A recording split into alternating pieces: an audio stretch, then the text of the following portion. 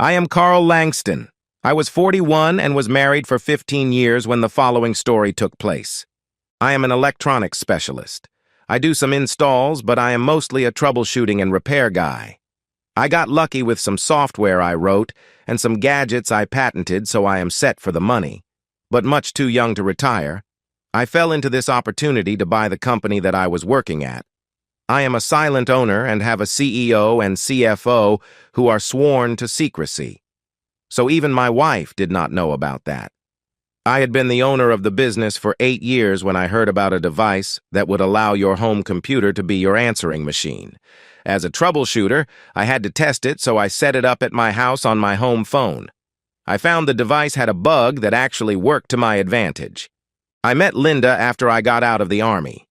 I was a communications specialist and was injured in an attack while I was working with a communications team outside of Kirkuk in Iraq. Linda is a year and a little younger than I am. She is tall, and I swear it is almost all legs. She is also very beautiful, with an upside-down, teardrop-shaped face. She is of Polish, Ukrainian, and Miami Indian descent. She has the most beautiful blue-green eyes and high Indian-type cheeks. As I have described, she is an exotic knockout. She was 22 when I met her, fresh out of college and trying to get out on her own. I did not know it at the time I met her, but she was not only a virgin, but had only been on a couple of dates and had not had a serious boyfriend since her junior year at the local Catholic high school. We met at a recruiting seminar that was held locally. The company I was investigating was looking for the head of their communications department and had asked me to come back in 45 minutes to talk to their president as the position was considered one of management. I went to get something to eat at the food booth and Linda was in front of me. When she ordered, I could see that it was way more than she could carry, so I offered to help her if she would wait for my order. She did, and I carried the things back to the table she was sharing with 2 other young ladies. She thanked me and asked if I would join them. I agreed, and we sat and talked until I had to leave for my appointment. I got Linda's phone number and said I would call her that evening to find out how her job hunt went. And if you believe that, I have some oceanfront property in Montana to sell you. Job hunting was not on my mind. After talking to the man about his position, something seemed off about the job. The duties he described were more like industrial espionage than communications. I declined, and 3 months later that company imploded when they tried to sell some trade secrets from a Fortune 500 company in the aerospace industry. The man I talked to was convicted and spent some time in Club Fed. I found a different company later that day and was hired to just streamline and run their communications and networks. That evening I called Linda, and she was surprised and pleased I called because, as she said, a lot of the jerks that say they will call were put off by some signals I must be sending out. I said that the only signals that I saw were that she was not interested in a short-term relationship. I said that while I was not really smooth or accomplished, I was never after any short-term gigs. I asked how her job search went, and she said she had 3 good possibilities. I told her that I was hired by a company and would start in 3 weeks. I asked if she was free for coffee the next day, and she agreed. We met, and I told her about my upcoming job and how I had just sold a piece of software, as well as received patents for my gadgets. I was bragging some, but I was proud of my babies, as I called my accomplishments.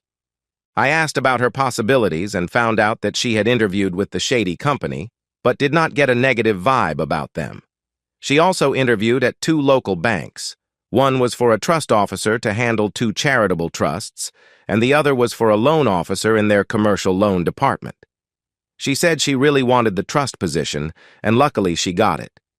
We dated for a year, and I asked her to marry me, and she said yes. We were married a year later, but in between we ran into a few minor problems. I am a person who takes my word as a bond, and someone at the bank talked Linda into insisting on a prenuptial agreement. She had been told to protect herself in case of my adultery. I blew my stack. I screamed and ranted about her lack of trust and said in a very loud voice, "Fine, write your goddamned paper, but I will get my attorney to write one also, and we will decide between us whose is most fair." And I will not sign a prenup that allows you to have any of my business interests or income from my pre-marriage inventions or software products." She started crying, and I just left. A week later, I got a knock on my apartment door, and she was standing there and handed me an envelope and my engagement ring. The envelope contained the suggested prenup and a note that was short and very hard for me to read. It said, "Carl, I haven't told you everything about me. I have a trust fund that, while not huge, is a lot for me. I will receive it when I turn 25 or get married, whichever is first. The person I work with, Jack Sampson, is at the bank, and the one who suggested the prenup. He is also the administrator of my trust. I was told the prenup was to protect me. It is not a question of trust. I love you and want to marry you. I know in my heart you would not hurt me, but my mind says that I must protect myself. I am returning the engagement ring until you either sign the prenup, suggest one of your own for negotiation, or call me and tell me to eat shit and die. I again say to you I love you and find that this is making me very sad. Please decide quickly. Love with all my heart and soul. Linda." I put the note aside and looked at the prenup.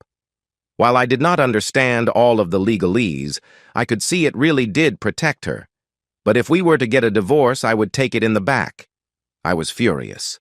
The next day, I called my lawyer and went to him with the prenup. I told him I wanted him to write 2 prenups up. I wanted the first one to be as one-sided as the one she gave me, and the other to protect both my premarital assets and her trust fund. I told him to be fair, but to include a death penalty for all post-nuptials joint assets if there is adultery on either side. I explained that I would show her the unfair one, and after she got done ranting, I would tell her I would sign the fair one. I got the papers about 3 days later and laughed at the unfair one. It just screamed, "I don't trust you, so you will be screwed if we divorce." I thought the fair one was okay, but I still did not like it. Because of the way Linda acted when she gave me the notes and papers, I thought turnabout was fair play. I wrote her this note. "Linda, I won't tell you to eat shit and die, but here is a prenup my lawyer wrote to protect me. I must tell you, it is as one-sided as the one you gave me. That one I used to start a fire in the backyard for a couple of the neighbors' boys who were camping out. Your words and actions show me how little you trust me, and so if you want to marry me, you need to sign my prenup. Let me know you want to negotiate a fair prenup, or eat shit and die. I love you and want to marry you, but I will not be mistrusted until I show you I can't be trusted. You can have the ring back easily. All you need to do is show you trust me. I do not like the prenup idea, but will sign a fair one. If I don't hear from you before I start my job, I will move on, otherwise the ring is still here when you want to claim it. I do love you, Carl." A couple of days later, I received a screaming phone call from Linda, and I just let her rant about what a selfish bastard I was. And I could go to hell before she would sign, that she said it was so bad she wouldn't wrap garbage in it. I started laughing and she started crying. I waited until she calmed down and said, "Now you know how I felt. If you want a prenup so damn bad, I have one you can give to your lawyer or advisor to look at, and we can use it as a start. Be very aware that your lack of trust caused me to insist on an adultery penalty for either side. Do we go on, or do I eat shit and die?" Linda started laughing and said, "You would probably ask for horseradish as a seasoning, you prick. If I didn't love you so much, I would come over there and kick your back. Send me a copy and we can see how it goes. I love you." And she hung the phone up. Her lawyer agreed with almost everything but added a clause for spousal maintenance of $10,000 a year for the non-requesting spouse. I agreed to that, and she got the ring back. We were married, and I switched jobs to head repairer and troubleshooter in the company until the purchase opportunity came up. That was after we had been married for about 6 years. I worked hard, and while I am not a great romantic nor a culture vulture, I bought flowers for her just because, and took her to concerts and plays. We also went dancing, and once or twice a year we went bar hopping. I found I liked alcohol way too much, and quit drinking. I still did all of the other stuff and didn't stop Linda from having a drink even at the house.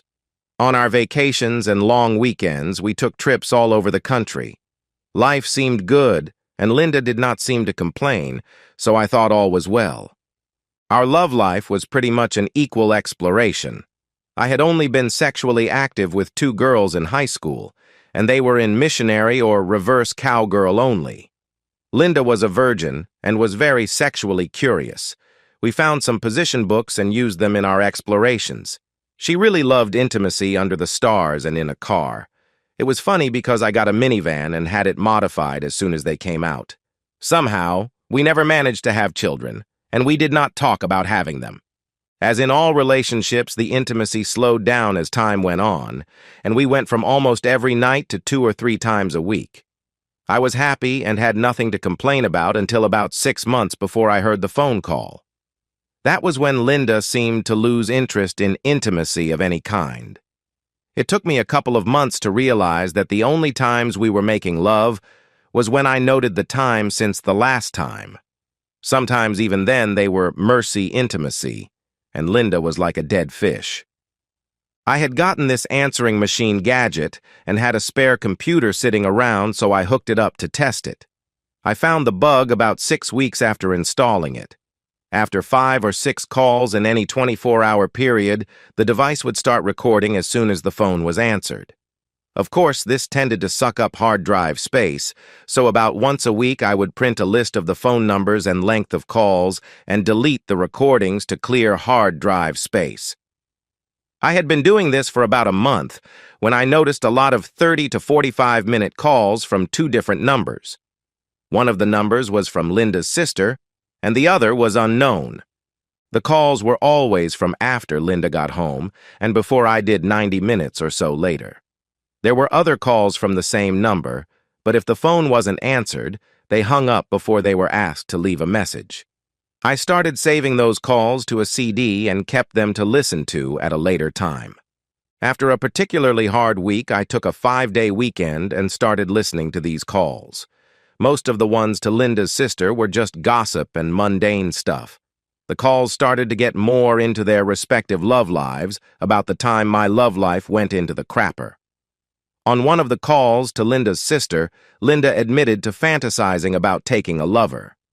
That call was followed by more and more calls. Her sister would say that Linda was so lucky to have a man like me who was turned on by her. Linda said back, "I don't know. Carl has become so boring. We don't do any sexually exciting things anymore. I think now that Jack is starting to sniff around at work, I may see if teasing him will spice my life up." I was furious, but so far it was all fantasy. I listened to a few more, and about 4 weeks later more of the unknown number of calls started. I listened to the first one, and it seemed innocent. It was Jack, and he just wanted to confirm a luncheon with all of the trust officers. They also talked about other work topics. It wasn't until the next week that Jack called and dropped the bomb. He started out with more work stuff, and then said, "The trust officer luncheon was a bust, but you were sure a lot of fun afterward. I did not know you had a birthmark there." Now I was extremely angry because Linda has a birthmark on the inside of her left breast that can only be seen when her breasts are bare. Even the most immodest bikini covers it.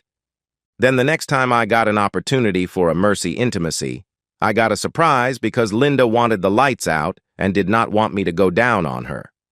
Both of these were strange actions because the only time we had ever made love in the dark was when we were in the car or outdoors. And the only time Linda did not want me to eat her was when she was on period. I knew she wasn't on her period because it was the week before. I did not know what to think about the lights, so I just stopped and asked what was wrong. Linda said, "Nothing is wrong. I just want the lights out, and I'm not in the mood for oral." Well, by then I had lost my erection and my temper and said, "Jez Louise now, you're not only cutting down on frequency, you are cutting down on positions. No thank you, I'll sleep in my office. That way you can have the dark." I then went and got some bedding and pillows and slept on the day bed in the office. Linda got up with me in the morning with red swollen eyes and said she was sorry. I didn't let her off that easy. If you value our marriage, you need to understand something. Forsaking all others is not just some simple, flowery wedding thing. They are called vows, because they are just that. If you ever cheat on me in word or deed, our marriage is over. Linda's face got white as a sheet, and she ran crying from the room, and I heard the master bathroom door slam shut. I left for work. I stayed in the home office for several more weeks and kept listening to more and more suggestive phone calls until about 15 days later on one of the calls Jack said, "Your body feels so good, and when I'm with you it excites me. I hope you are still limiting that jerk when it comes to intimacy. Your body belongs to me. If he insists, just please take care of it."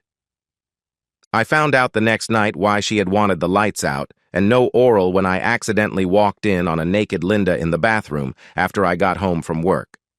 She had shaved bare, something she said she would not do for me. She also had a big hickey on her breast and several on her thighs. She screamed and shouted at me to get out. I told her, "Get your back dressed and meet me at the kitchen table in 15 minutes or I will see a lawyer in the morning and it would not be to make a new will." I went to the office and got the prenup and put it on the kitchen table.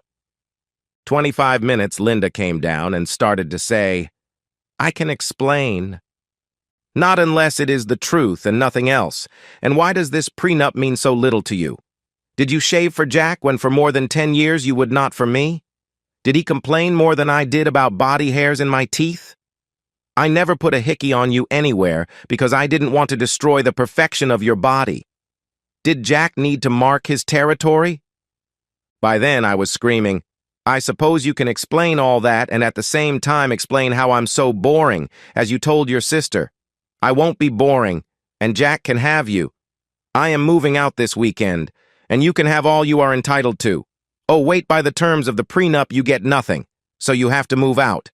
I will sleep in the office until the weekend, and if you haven't moved your clothes out by then, they will make a good bonfire." Linda fainted, and I walked around her and got some juice and a salad out of the fridge and sat at the table waiting for her to come around. When she came to, I was eating, and she looked at me and opened her mouth to speak, and all that came out was a squeak. She ran from the room to the master bedroom, and I heard the door lock. I finished eating, cleaned up, and went back to the bedroom. I knocked on the door, and when Linda did not open it, I got out a bent paperclip that I had stashed above the door just because one of the neighbor kids locked himself in the bathroom and panicked. I unlocked the door and started opening her side of the dresser. Linda asked what I was doing in there after she locked the door. I laughed at her and said, "It is my house now, and you are going to the guest room or out of the house. Her choice." I also said that she would need to take a cab if she left because I was canceling the lease on her car. Linda asked why I was being such a bastard. I looked at her and said, "Just look in the mirror at the marks on your body and remember our discussion about trust and the fight over the prenup. I heard your buddy praising the feeling of entering the back door. You never let me do that, you stupid woman." I waited for a second to see if she had a comeback. After closing her mouth, she sighed and slowly walked out of the bedroom, and I heard the guest room door close. Linda left for work the next morning, and I called my office and told them that I had some important personal problems that I had to take care of and that I would not be in for the rest of the week. I then called a private investigator that our company used for periodic employee checks and internal investigations. They said they had a division that did that work but wanted to know how serious I was about what I wanted. I said what I really wanted was for my wife to not be cheating, but she is, so go do everything legal that you can to prove it. I told him I had several hours of phone conversations between the lovers, but he did not know he was being recorded, so I didn't think I could use them. My next call was to my lawyer, and he said he would start the paperwork and have her served when I gave the word. I asked if he thought that the bank might have a non-fraternization policy. He thought they would. Then I told him that the man she was cheating with also controlled her trust fund. He just about jumped for joy at hearing that, as that was a big breach of fiduciary responsibility. I also thought that I had met his wife at one of the few bank-sponsored events that we went to. He said that I had made him a richer man today, and we closed our call. I then called the security company that runs the alarm system and entry security to all of the doors and windows in the house. They said that if I gave them a new security code, they would enter it, and all the locks would change immediately. I did, and they did. Now all I had to do was call Linda and tell her that she was not to come into the house without ringing the doorbell. I did, and she went nuts. "Too bad, so sad," I said, and hung up. Next, I called the bank and informed them that I wanted all of the accounts closed, as I would be transferring them to another bank. The person I talked to asked me to hold for a minute, as the amounts were such that she was not authorized to do that. Next, an officious jerk came on and demanded to know why I wanted to close out the accounts. I told him that it was none of his business why, and then I said, "I just have a wild hair up my back and decided to move my accounts to a more reputable bank." That sort of shut him up for a second or two, and he said that the accounts would be closed and I could sign the paperwork and pick up the check that afternoon. I thanked him and set an appointment for 1:30 p.m.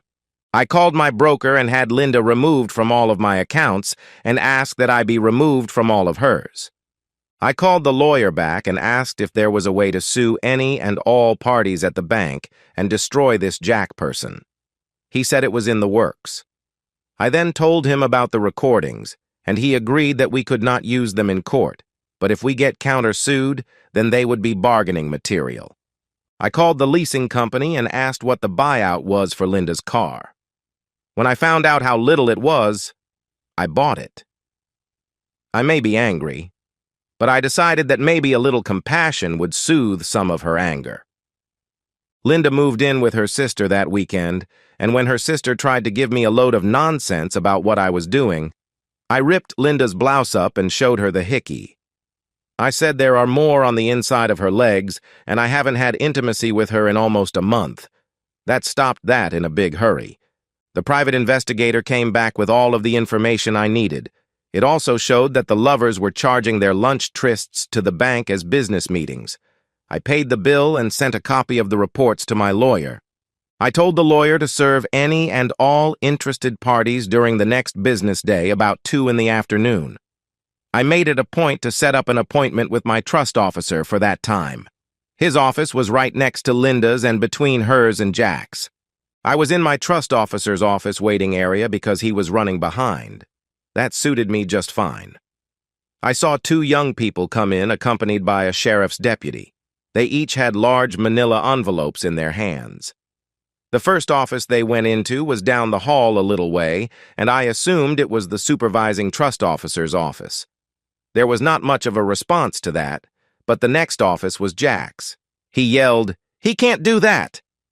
Then he ran from his office to go see Linda. He saw me sitting there and gave a screech and ran up and punched me. I wasn't ready, and the punch was powerful and it knocked me out for a couple of seconds. When I came to, Jack was in handcuffs, and the deputy was looking at me to see if I was okay. He asked what I did to annoy the guy off so much that he would attack me. I told him to ask the lady in the next office they were going to. I then told him to charge Jack with whatever was correct, and I would sign the complaint. I then called my lawyer and gave him the update. He giggled like a schoolgirl and said, "Thanks for the yacht. Now it won't matter if the bank has a policy or not. An officer of the bank attacked a customer on bank property during business hours. How do you feel about owning a branch or 10 of that bank?" I half laughed and said, "The fireworks are over. Now the waterworks will start. They are going into Linda's office as we speak. Send me the bill when all is said and done." He came back with, "Hell, by the time we're done, one of the provisions I will insist on is the bank pay my bill. I'll let you go, but keep me informed." Then he hung up. Linda did not scream or yell, and I didn't hear any crying, so maybe she was expecting it. When I got home, I had several calls on the new answering machine, and my cell phone had several voicemails from Linda. The answering machine calls were from people at the bank asking to talk about the lawsuits. I deleted the voicemails.